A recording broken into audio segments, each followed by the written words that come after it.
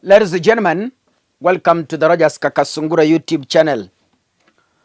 I have always advocated for a good character and a good behavior from the police officers. I will never get tired to say so.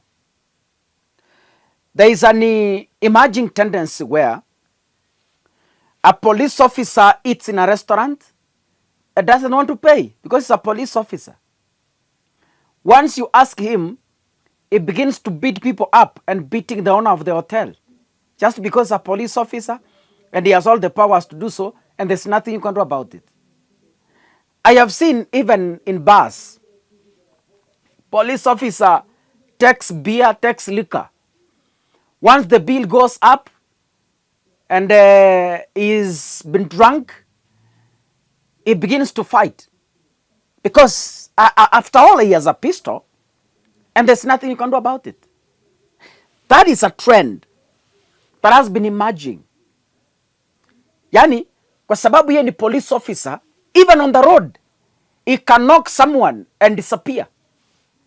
Because a police officer, after all, hakuna kitu mtamfanya, ni askari. You see?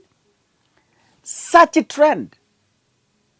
I got a report from Rioma police station in Kisii, where the OCS was attacked. Rioma, for quite some time, has been known to experience cases of insecurity. Na polisi wanaambiwa, police please, hapa tunanyanganywa simu. They don't want to take action. Sasa bako wameamua kuendea OCS. You know? And today, early in the morning, at about 4 a.m., a police officer was killed. A very sad story. And according to the details, the incident that occurred at 4:50 a.m. in the morning sent shockwaves through the community where the police officer was killed, which has prompted the police to launch urgent investigation to unravel the cause of his death. There was a Kalenjin night event in Nairobi, and nobody knows what transpired until the police officer was killed.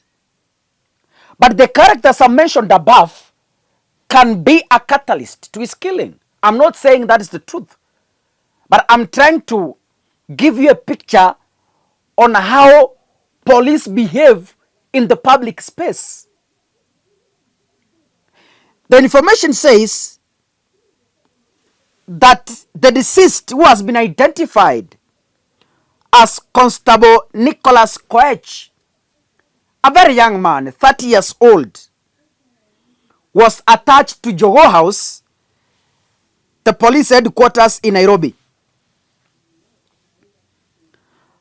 According to a police OB seen by the Kenyans, Koech's lifeless body was discovered lying in a pool of blood, bearing a deep stab wound on the right side of his neck. According to the report, the officer's body was later moved to Mama Lucy Hospital mortuary, where it awaits post-mortem to examine what really happened. According to the report, the fatal stabbing took place after commotion broke out among revelers leaving the bar. The manager of the bar where the event was held, the Kalenjin night, reported the incident to the police, prompting the officers to rush to the scene. Upon arrival, they found Koech's body and quickly secured the area for further investigation by the Directorate of Criminal Investigations, the DCI, in Embakasi. The OB says details surrounding the altercation still remain unclear, as security personnel at the venue stated they were unaware of what triggered the violent confrontation. Authorities are now working to track down those responsible for the attack. And reports indicate that those who did the incident, those who were responsible, fled the scene before the police arrived. The investigation is ongoing and the police are following the lead. On the same note, on the police brutality and police uncouth public behaviors, a police officer who is stationed at Mokongeni police station in Nairobi, the Kenyans.co.ke reports that he narrowly escaped a violent mob wrath after a fatal incident that was an accident on Lusaka Road yesterday evening. The incident that occurred yesterday at around 6:45, according to the report,